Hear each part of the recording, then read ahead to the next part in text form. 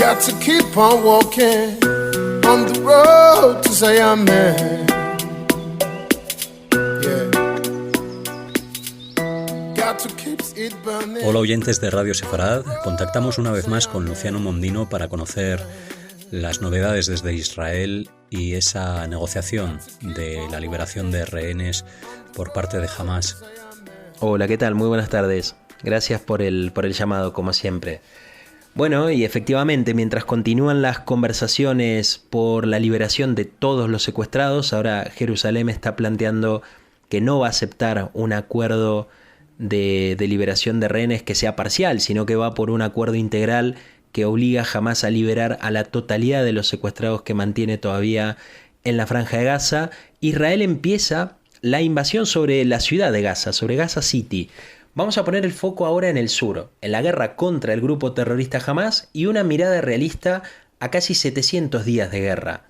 en lo que se puede definir como política, estrategia y la dinámica propia que tiene la guerra. Fijémonos que desde el primer minuto de esta guerra, tras el ataque terrorista del grupo Hamás, que dejó más de 1.200 israelíes asesinados y 251 secuestrados, quedó muy claro que Jerusalén se enfrentaba a una guerra de dilemas. Esto quiere decir una guerra en la que la estrategia militar quedó condicionada por la política interna en Israel, pero también por la política internacional, la política exterior y la comunidad internacional que cambió a partir del 20 de enero. Hay que entender que la guerra inicia con la administración de Joe Biden en la Casa Blanca, en los Estados Unidos, con una impronta muy distinta y muy cuestionada, y luego llega Donald Trump a partir del 20 de enero del 2025 con anuncios estrambóticos que muchos de ellos quedaron en anuncios, y una dinámica que por lo menos, aunque es mejor que la que planteaba Joe Biden, está dejando probablemente el terreno sembrado para posibles futuros conflictos que lo vamos a ver en los siguientes años. Pero volviendo a lo que es el conflicto en la Franja de Gaza, la cuestión entre los secuestrados, la eliminación del grupo terrorista y cómo termina ingresando Israel a la Franja de Gaza los primeros días de octubre del 2023, bajo dos premisas fundamentales. Una, se sabe, era destruir a un grupo terrorista, como el caso de Hamás, que está enquistado en la sociedad palestina, donde a su vez también actúan u operan otras organizaciones terroristas como la Yihad Islámica Palestina. Hace unas semanas atrás, este grupo sacó un video de Ron Braslavsky, uno de los 50 israelíes que están secuestrados, mostrándolo con signos claros de tortura e inanición forzosa. Sabemos que el hambre es utilizado como una forma de tortura por parte de estos grupos terroristas palestinos y que la situación ya dejó de ser crítica para pasar a ser desesperante en todo término humanitario de la palabra, de los que hoy son 50 israelíes secuestrados, de los que se presume que 20 están con vida mientras que 30 estarían fallecidos. El otro objetivo realmente ambicioso y que operativamente era muy improbable de cumplir en simultáneo con el primero era el de liberar a los secuestrados, liberar a esos 251 israelíes que el 7 de octubre del 2023 fueron arrancados casi de sus camas por la invasión terrorista de Hamás a la Franja de Gaza. Aquí hago siempre una incisión y una aclaración que me parece muy importante remarcar. El 7 de octubre no solo Hamás ingresa al sur de Israel a cometer las peores atrocidades en los kibutzim y en el Festival Nova, sino también lo hacen otros grupos terroristas, el Frente Popular de Liberación Palestina o la propia Yihad Islámica, y también acompañados por grupos de civiles en la Franja de Gaza. De hecho, muchos de ellos se sabe que formaban parte de la estadística de los más de 20.000 palestinos que cruzaban todos los días a Israel, que cruzaban a trabajar justamente en los kibutzim y que habían servido durante mucho tiempo a inteligencia por parte de Hamás, que luego fueron aquellos mismos palestinos civiles los que señalaron las casas de los kibutzim donde vivían mujeres solas, donde había niños, donde ese día, que además era un día de celebración para una festividad judía como Simchat Torah, eran los hogares más vulnerables, y todos estos fueron señalados y fueron vendidos de alguna forma por los propios civiles en la Franja de Gaza. Esta gran guerra de dilemas en la cual Israel tenía que elegir sobre liberar a los secuestrados o derrotar y aniquilar, con lo que significa en la connotación militar, a un grupo terrorista como Hamás, es una encrucijada que el gobierno de Israel, el gobierno de Netanyahu, nunca aclaró públicamente como tal. Esto se dio porque o no puede, o no sabe, o no quiere hacerlo. A mi juicio es la primera opción. No puede y nunca pudo el gobierno de Israel asumir públicamente la improbabilidad de poder cumplir con los dos objetivos de guerra, que insisto, son dos objetivos operativamente muy distintos. Cuando vas a destruir a un grupo terrorista como Hamás, que es un equivalente al Estado Islámico en el Levante en el año 2013-2014, vas a desplegar unas herramientas muy distintas a las que desplegarías si te enfrentaras solamente a una liberación de secuestrados. En este caso tenemos dos escenarios que son muy claros para graficar esto. El primero es la complejidad que todo el entramado subterráneo de túneles de la Franja de Gaza significa para la liberación y operaciones de rescate, y también un escenario como el del Líbano que nos muestra qué es lo que sucede con los grupos terroristas, en este caso Hezbollah, cuando no hay secuestrados de por medio. Israel en el Líbano operó con mucho margen de maniobra y terminó destruyendo la capacidad militar inmediata de Hezbollah en más de un 90%. Un tercer punto es que jamás inició esta guerra sabiendo que Israel ingresaría con toda la fuerza en la Franja de Gaza y que la comunidad internacional, en ese momento encabezada por la muy cuestionada y terrorífica administración Biden, iba a terminar deteniendo a Israel. Hay una parte de la comunidad internacional que al principio de la guerra, y todavía hoy lo mantiene, no busca detener la guerra, busca detener a Israel y que los objetivos queden a medio terminar. Esto en el plano real, en lo que nos muestra la evidencia empírica, no ocurrió. Jerusalén en este caso hizo caso al gobierno de Biden, un gobierno que además fue responsable de que la operación militar inicie semanas más tarde, en 2023, semanas más tarde desde que el grupo terrorista Hamás cometiera las atrocidades en Israel. Impidió la administración Biden también que la toma de Rafiah se diera a principios del año 2024, cuando se termina dando realmente entre mayo y junio, y que también se posponga el control del corredor Filadelfia en el año 2024, cuando Israel logra desplazar a la cantidad de intermediarios que no hicieron nada para evitar que Hamás se constituyera como un ladrón de la ayuda humanitaria que desviara estos recursos y que utilizara el contrabando como su motor económico, e Israel pudiera tomar posición en toda esta zona. Muchos de estos logros que Israel logró durante el año 2024 fueron retrasados por presiones del gobierno de Biden, algo que sin dudas termina moldeando la estrategia militar, en este caso por un concepto más de política exterior ligado aquí a la presión de los Estados Unidos. Fijémonos que casi 2 años después, la dinámica de la guerra nos lleva a un escenario que está constituido principalmente por 5 puntos o 5 premisas que me parece también importante señalar. Hamás tiene solo una carta para permanecer en el poder de la destruida Franja de Gaza. Esta carta son, lamentablemente, los hoy 50 secuestrados, insisto, 20 que están con vida y 30 que estarían ya fallecidos en la Franja de Gaza. En las últimas semanas, hoy hacía referencia al video de Ron, pero también tuvimos el video de Eviatar David, un chico de 24 años, si no recuerdo mal, que fue secuestrado de Israel el 7 de octubre del 2023 y que hoy, a casi 2 años de su secuestro, se lo vio en un video terrorífico promovido y propagandista del grupo terrorista Hamás, en un estado de hambruna total y en un estado tétrico en materia de salud, y además se lo ve en una terrible filmografía en la cual se lo muestra a él cavando su propia fosa y justamente la intención, mostrando la intención que Hamás tiene de perturbar la moral de Israel, sabiendo que la cuestión de los secuestrados se constituyó ya como un verdadero trauma que envuelve a Israel desde el mismo 7 de octubre del 2023.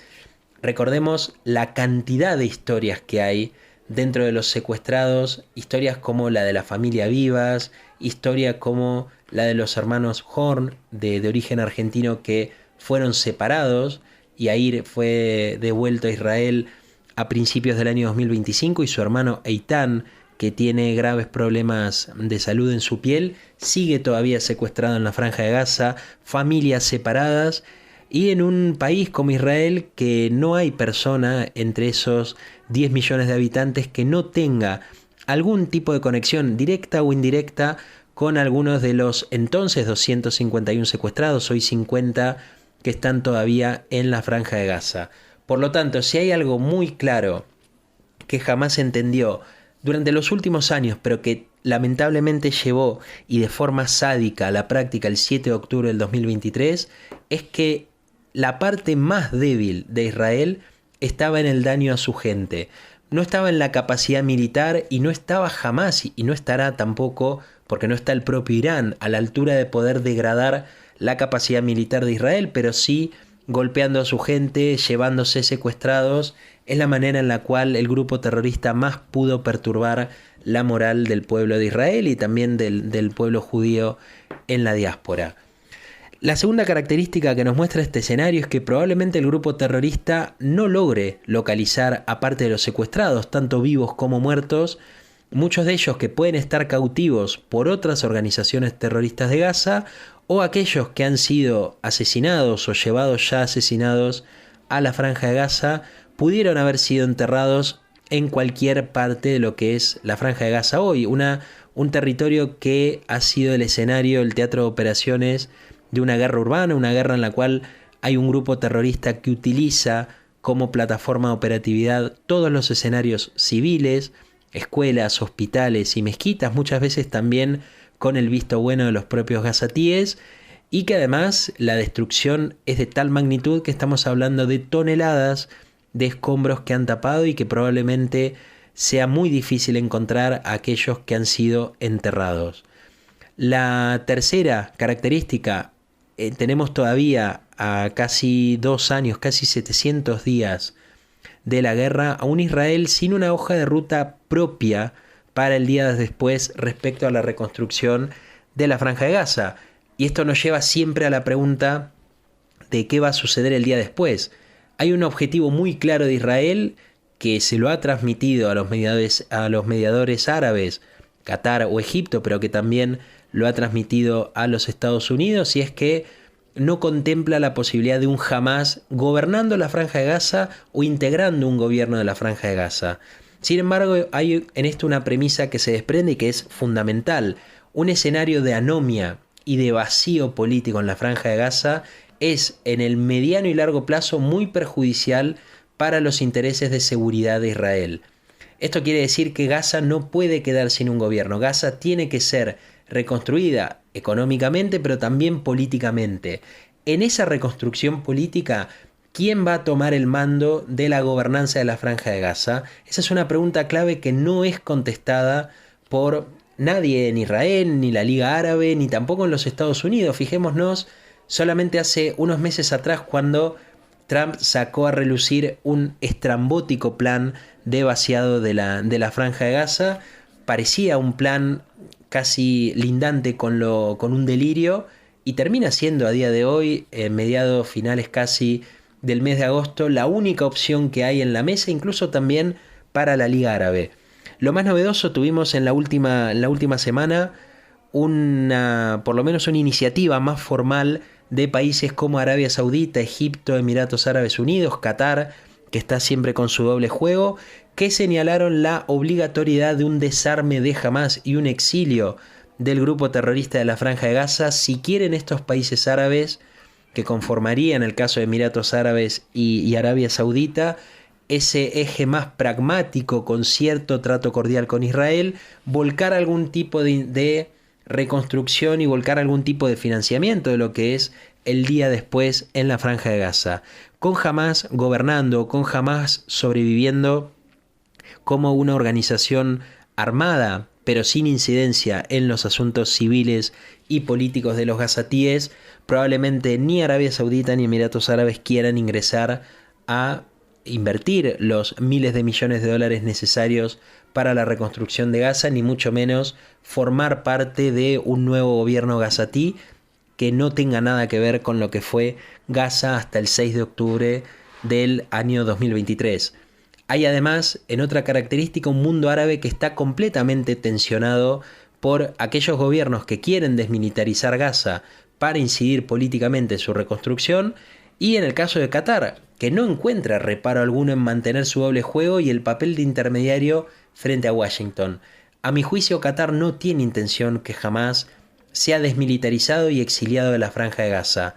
Elementos muy problemáticos como Hamas, Hezbollah, el caso de Sudán o la propia Turquía, la relación con Erdogan, se da también con Qatar como intermediario, y esto es un activo muy importante para el país del Golfo, que además es sostenedor de una base militar de los Estados Unidos y una estrecha relación, muchas veces también por coacción y presiones, con actores muy importantes de la política occidental. Y por último, una administración de Donald Trump que de la noche a la mañana puede negociar de forma unilateral. Y en esto creo que va a tener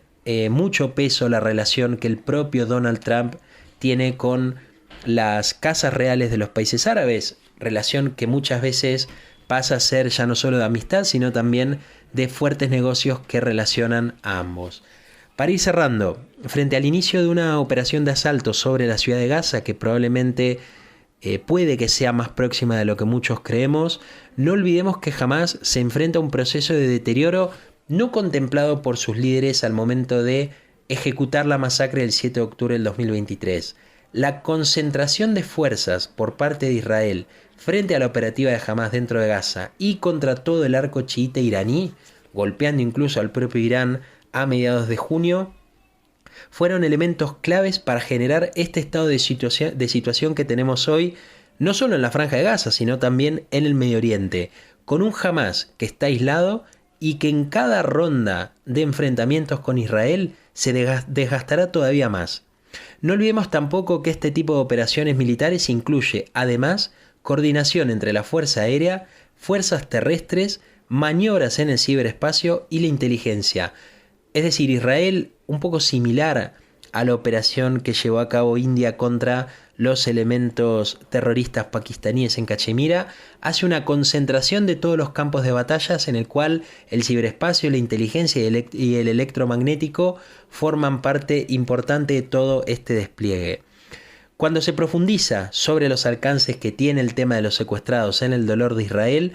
vamos a demoler una idea muy tóxica que era muy común y que todavía es muy común incluso en grandes medios de comunicación, que señala a los palestinos como las únicas víctimas del conflicto palestino-israelí. Profundiza así la idea de su victimización e infantilización, algo que yo defino como una estafa que solo compraron los chapuzas occidentales. Durante décadas, y ya con esto cierro, los palestinos dijeron ser víctimas, ser parte de un pueblo aniquilado y borrado. Hoy, paradójicamente, a 2 años de la masacre que ellos denominaron como la inundación de Al-Aqsa y que venía a liberar y a terminar con el Estado de Israel, se encontraron con una guerra que nunca podrían ganar y se encuentran hoy en una situación en la que los está mostrando como real de muchas de sus mentiras que dijeron durante mucho tiempo y que hoy se están volviendo realidad. Gracias como siempre, Luciano. Estaremos en contacto en 2 semanas para volver a conocer tus crónicas. No, muchas gracias y bueno, a disposición para las siguientes 2 semanas. Veremos a ver qué nos trae la nueva realidad. Un abrazo grande y un buen fin de semana. Shabbat Shalom.